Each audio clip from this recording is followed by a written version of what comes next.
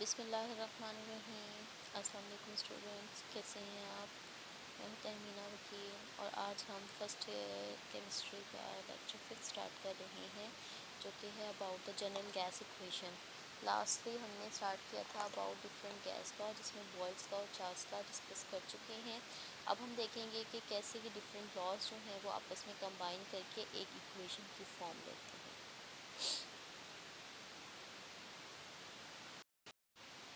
हमारे पास देखिए boils law क्या है। Boyle's law is V it is inversely proportional to pressure. किस पे है ये? At constant temperature and number of moles. ये है Boyle's law.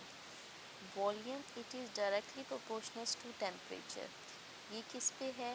Eight constant pressure and number of moles. Volume it is directly proportional to number of moles at constant temperature and pressure. ये है Avogadro's law. ये भी हम next पढ़ेंगे। अब अगर हम गौर करें तो ये तमाम के तमाम पैरामीटर्स किस चीज़ से रिलेट कर रहे हैं? वॉल्यूम से। तो अगर हम इस तीनों इक्वेशंस को, ये इक्वेशन नंबर 1 है, ये इक्वेशन नंबर 2 है, ये इक्वेशन नंबर 3 है, इन सबको अगर हम कंबाइन करें तो हमारे पास आता है V it is directly proportional to N T over P. ये आपके पास एक फॉर्म आती है। और यहाँ पे अगर साइन ऑफ प्रोपोर्शनैलिटी को ख़त्म करके साइन ऑफ इक्वलिटी लगाएं तो आपके पास हो जाएगा V it is equals to R N T over P. और you can write it as P V is equals to N R T. तो जब आप तमाम के तमाम गैस लॉज को कंबाइन करते हैं और कंबाइन करके एक मैथमेटिकल फॉर्म देते हैं तो वो आपके पास कहलाती है जनरल गैस इक्वेशन। तो इस केस में आपके पास इन तमाम लॉज को कंबाइन करके ये इक्वेशन आई है which is called as general gas equation. ये देखिए आपकी बुक में भी यही बात है कि जब हम बॉयल्स लॉ चार्ल्स लॉ की बात करते हैं तो उसमें कुछ वेरिएबल्स को कांस्टेंट रखा जाता है। देखिए यहाँ पे V it is directly proportional inversely proportional to pressure according to Boyle's law. Volume directly proportional to temperature according to Charles law and it is directly proportional to number of moles according to Avogadro's law. अगर हम इन सबको combine करें तो आपके पास at the end ये mathematical form आती है जो अभी मैंने आपको डिराइव करके दी है, that is P V is equals to N R T and this equation is called as ideal gas equation और जनरल गैस इक्वेशन। ठीक है। अब ये हमें क्या बता रही है? ये हमें रिलेशनशिप बता रही है किन किन चीज़ों का। Quantity of an ideal gas, ये हमें क्या बता रही है? If we have any quantity of an ideal gas then the product of pressure and volume वो किस चीज़ के इक्वल होते हैं? Product of number of moles and general gas constant and temperature T। इन तीनों के प्रोडक्ट के इक्वल होते हैं। तो इसी इक्वेशन के थ्रू हम तीनों जो आपके लॉज हैं इनको भी डिड्यूस कर सकते हैं। ये देखिए, पहला है Boyle's law, P V is equals to N R T, ये आपके पास है। अब जब हम टेम्परेचर और नंबर ऑफ मोल्स को कांस्टेंट रखते हैं तो ये पूरी की पूरी चीज़ ऑटोमेटिकली कांस्टेंट आ जाएगी and P V is equals to K constant it is the Boyle's law. ठीक है। अब इसी इक्वेशन को P V is equals to N R T को इन टर्म्स ऑफ वी हम इस तरह से लिख सकते हैं, that is V is equals to R N T over P. अब देखिए यहाँ पे चूँकि हमारे पास प्रेशर और नंबर ऑफ मोल्स कांस्टेंट है तो हमने ये जो पूरी की पूरी ये जो पूरी की पूरी टर्म है इसको कांस्टेंट ले लिया। जब इसको कांस्टेंट लिया तो v is directly proportional to t और v is equals to K T which is the Charles law. उसके बाद एवोगैड्रोस लॉ। एवोगैड्रोस लॉ में भी हम सिमिलरली जब हम प्रेशर और जब प्रेशर और टेम्परेचर को हम कांस्टेंट रखते हैं तो उस केस में आपके पास ये पूरे का पूरा फैक्टर जो है वो कांस्टेंट हो जाता है। Then the v it is directly proportional to n।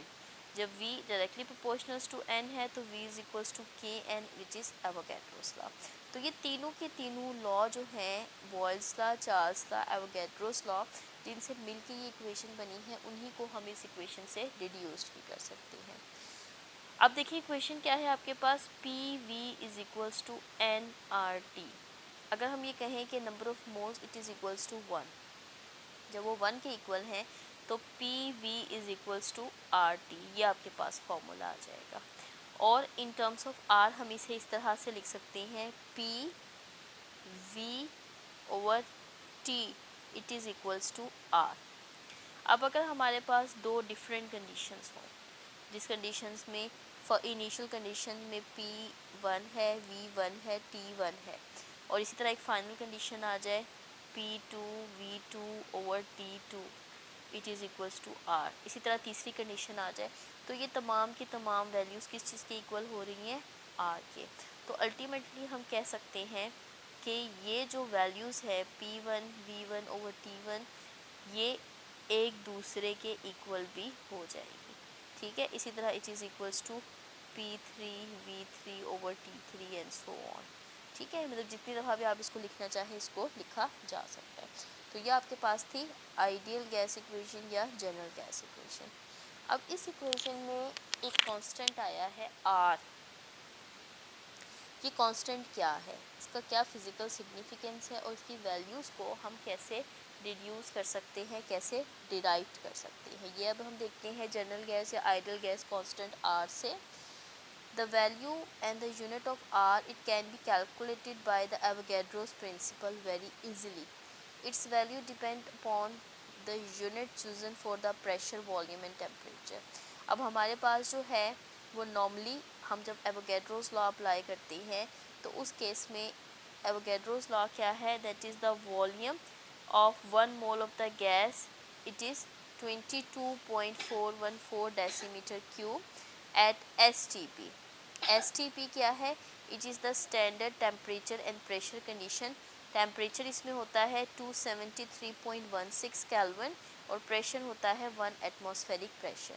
अगर हम इस चीज़ को अप्लाई करें कि जब हमारे पास एक मोल एक क्वांटिटी होगी तो वॉल्यूम कितना होगा 22.414, this one is molar volume. ये क्या है, ये मोलर वॉल्यूम है, ये तो फर्स्ट चैप्टर में हमने देखा था।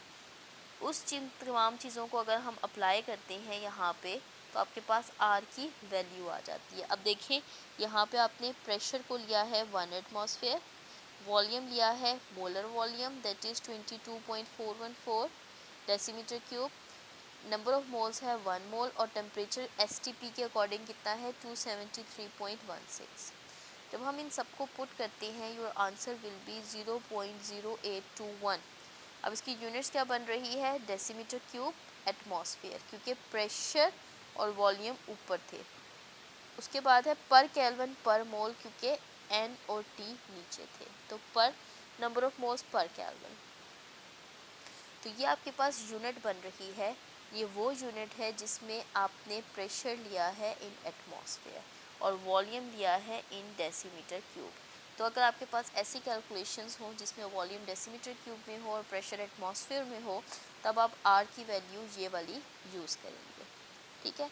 अब इस इक्वेशन की फ़िज़िकल मीनिंग क्या है, क्या फ़िज़िकल सिग्निफिकेंस है, इसका मतलब क्या है, ये इक्वेशन हमें बता रही है कि अगर हमारे पास 1 mole of an ideal gas हो 273.16 केल्विन और 1 एटमॉस्फेरिक प्रेशर पे, ठीक है, ये आपके पास कंडीशन है, 1 मोल गैस है, उसका टेम्परेचर ये है, प्रेशर ये है, तो उसका अगर हम टेम्परेचर 1 केल्विन इंक्रीज़ करेंगे तो कितनी अमाउंट ऑफ एनर्जी एब्जॉर्ब करेगा, it is 0.0821 decimetre cube atmosphere of energy, ठीक है, क्योंकि इस केस में जो decimetre cube atmosphere it is the unit of energy. तो ये आपके पास एक यूनिवर्सल पैरामीटर है to check the amount of energy in the same amount of all the gases. अब अगर हम इसकी यूनिट्स निकालना चाहें in different in terms of different units of pressure, जैसे अगर आपके पास प्रेशर हो इन mm मर्करी, ठीक है, अब mm मर्करी में क्या है, 1 atmospheric pressure it is equals to 760 mm mercury, या 1 atmosphere it is equals to 760 torr. ये आपके पास डिफरेंट प्रेशर की टर्म्स हैं। तो अगर हम प्रेशर लें इन mm मर्करी और या टॉर में, एक ही बात है, मैं मर्करी में लें या टॉर में, देखें, और वॉल्यूम लें सेंटीमीटर क्यूब में, तो तब आर की क्या वैल्यूज़ बनेगी, देखिए सिंपल सा है, अपनी इसी वैल्यू को मल्टीप्लाई कर देना है 760 से। 760 डेसी से करेंगे तो तब आपके पास आंसर आ जाएगा इन mm मर्करी पर मोल, लेकिन अभी स्टिल वो डेसीमीटर क्यूब में है। अब आपने क्या करना है, उसे सेंटीमीटर क्यूब में करना है, तो decimetre cube 1 decimetre cube is equals to 1000 centimetre cube. तो ये जो आंसर है इसे 1000 से मल्टीप्लाई कर दें, now your answer will be in centimetre cube torr या मरकरी पर केल्विन पर मोल। तो अगर आपके पास प्रेशर की यूनिट्स चेंज हो रही हैं तो और या वॉल्यूम की यूनिट्स चेंज हो रही हैं तो आर की वैल्यू भी चेंज होगी। उसके बाद है इसकी एसआई यूनिट, जो सबसे ज़्यादा इंपॉर्टेंट यूनिट्स हैं और जो अक्सर पेपर में 2 मार्क्स के क्वेश्चन में आ भी जाती है कि derive the SI units of general gas constant R. अच्छा, अब इसके लिए जो हमारे पास यूनिट्स बनेगी वो तमाम की तमाम प्रेशर की, वॉल्यूम की, वो बनेगी इन एसआई यूनिट। अच्छा, अब जो प्रेशर है, प्रेशर क्या होता है, pressure is force per unit area. Pressure is force per unit area. Force किस चीज़ में है, इट इज़ इन न्यूटन, और एरिया किस में है, मीटर स्क्वायर। तो प्रेशर किस चीज़ में आ जाएगा, it is in newton per metre square. तो 1 एटमॉस्फेयर किस चीज़ के इक्वल है, it is equals to 101,325 newton per metre square. अच्छा, अब इसके अलावा डेसीमीटर क्यूब और मीटर क्यूब में क्या रिलेशन है, अब वॉल्यूम हम लेना है 1 मीटर क्यूब में, तो 1 metre cube it is equals to 1000 decimetre cube. तो आपके पास जो वॉल्यूम बनेगा वो क्या बनेगा, 22.414 को आपने डिवाइड कर देना है 1000 से, then you will get 0.022414 metre cube. अब आपके पास ये वैल्यू है प्रेशर की, ये है नंबर ऑफ मोल्स, ये टेम्परेचर, क्योंकि ऐसे यूनिट में नंबर ऑफ मोल्स की यूनिट मोल ही होती है और टेम्परेचर की केल्विन ही होती है, और वॉल्यूम ये है। इन तमाम वैल्यूज़ को यहाँ पे इस इक्वेशन में पुट कर दें, you will get the answer.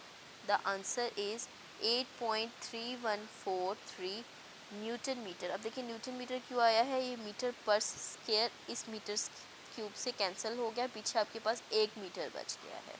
तो न्यूटन मीटर पर केल्विन पर mole, newton metre is equals to joule. तो आपके पास आंसर आ गया है in terms of joule, 8.3143 joule पर केल्विन पर मोल। तो ये आपके पास है इसकी एसआई यूनिट।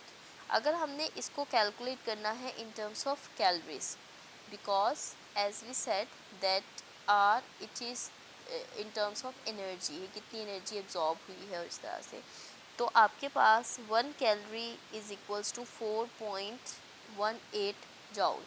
तो आपने जब इसको कैलोरीज में कन्वर्ट करना है तो हम क्या करेंगे, 8.3143 को डिवाइड कर देंगे 4.18 से, then your answer will be 1.989 calories per kelvin पर मोल। तो ये आपके पास आ जाएगी in terms of calorie. Otherwise जब भी हम pressure newton per metre square में लेते हैं तो volume it should be in metre cube, ताकि आंसर जो है वो जाउल्स में आए, अदरवाइज आंसर जो है वो जाउल्स में नहीं आएगा। तो ये आपके पास था आर और आर की वैल्यू, कि किस तरह से हम इसकी जनरल वैल्यूज़ और एसआई वैल्यूज़ या एसआई यूनिट्स जो है वो डिराइव कर सकते हैं। नेक्स्ट आपके पास जनरल गैस इक्वेशन से ही density of an ideal gas को फाइंड आउट कर सकते हैं। अब इस केस में अगर हमने डेंसिटी फाइंड आउट करनी है तो डेंसिटी के लिए आपके पास इस को इक्वेशन को थोड़ा सा मॉडिफाइड करना पड़ेगा। देखिए नंबर ऑफ मोल्स किसके इक्वल होते हैं, ये मैंने आपको फॉर्मूला पहले भी काफ़ी दफ़ा बता दिया है। Number of moles is equals to amount in gram divided by molecular mass. ये आप देख चुके हैं काफ़ी दफ़ा फॉर्मूला। अमाउंट इन ग्राम को अगर हम स्मॉल एम से और मॉलिक्यूलर मास को कैपिटल एम से रिप्रेजेंट करें तो ये आपके पास एन की वैल्यू आ जाती है small M over capital M.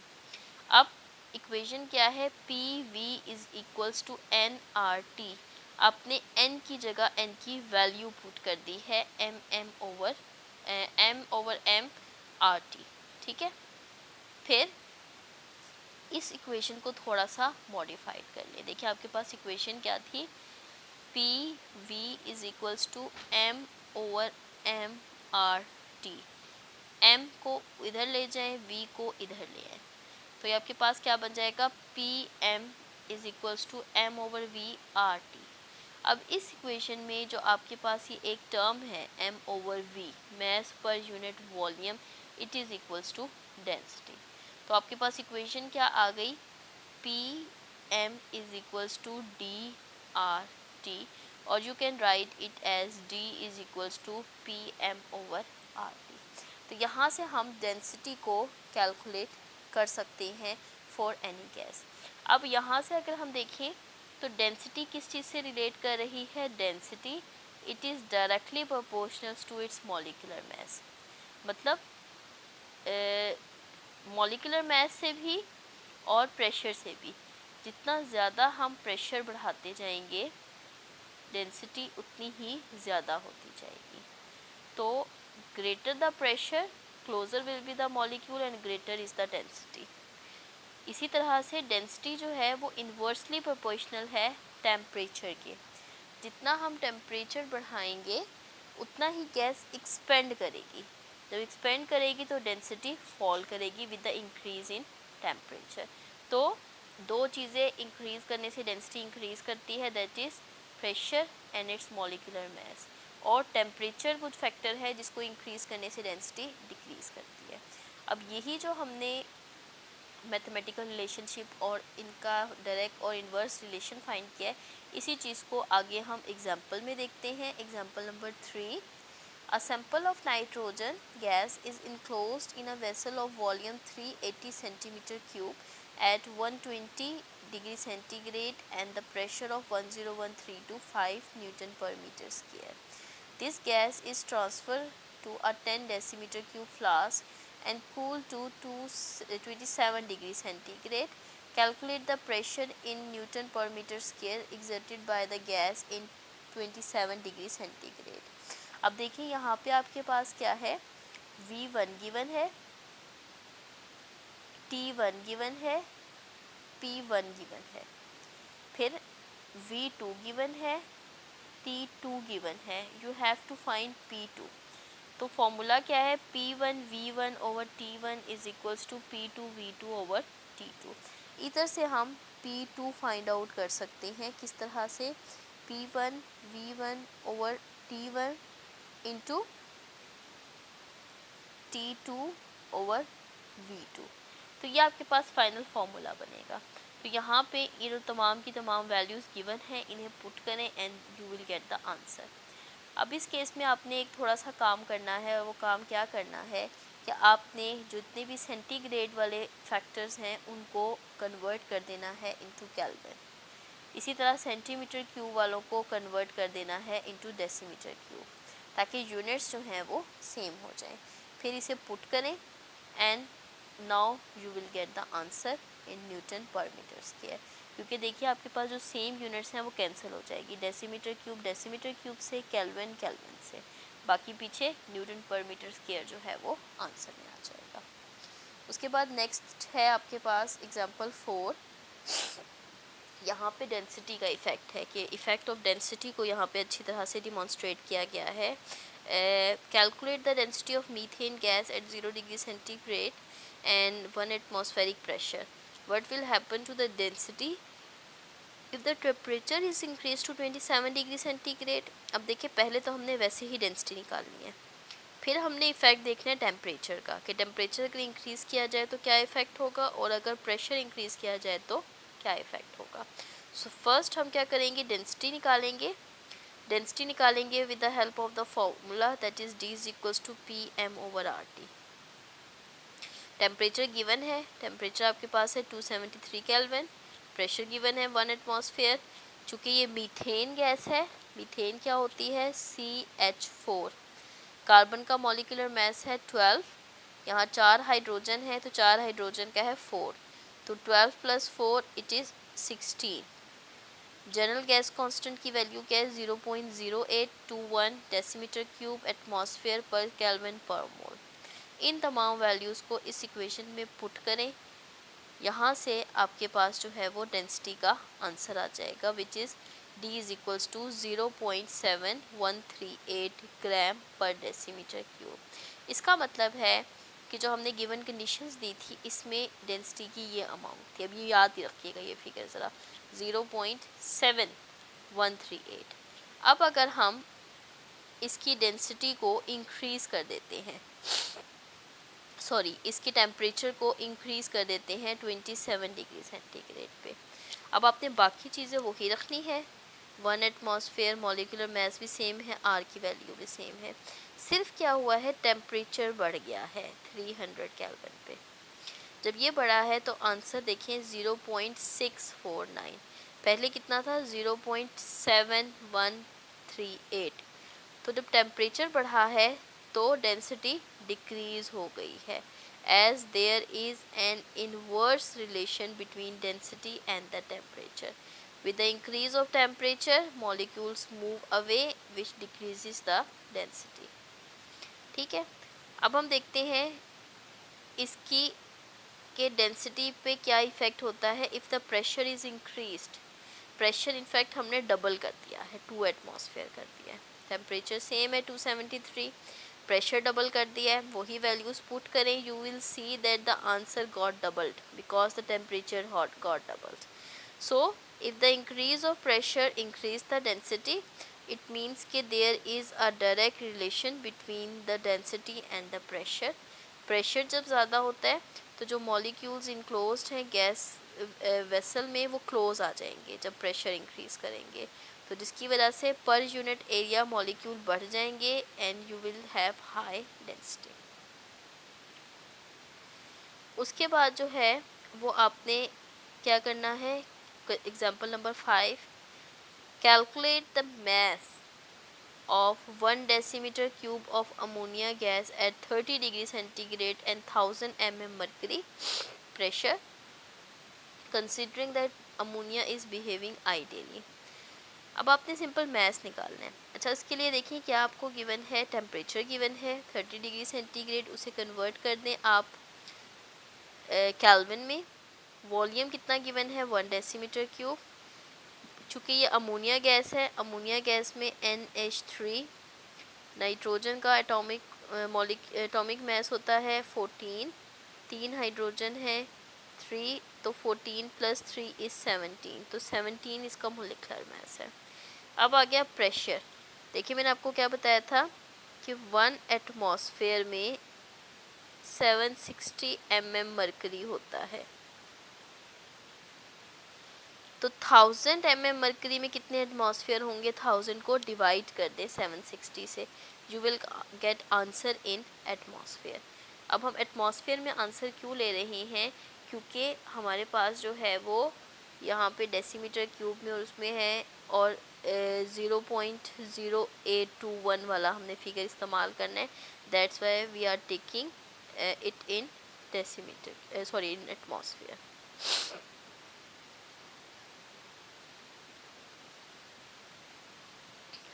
आगे आपके पास जो है वो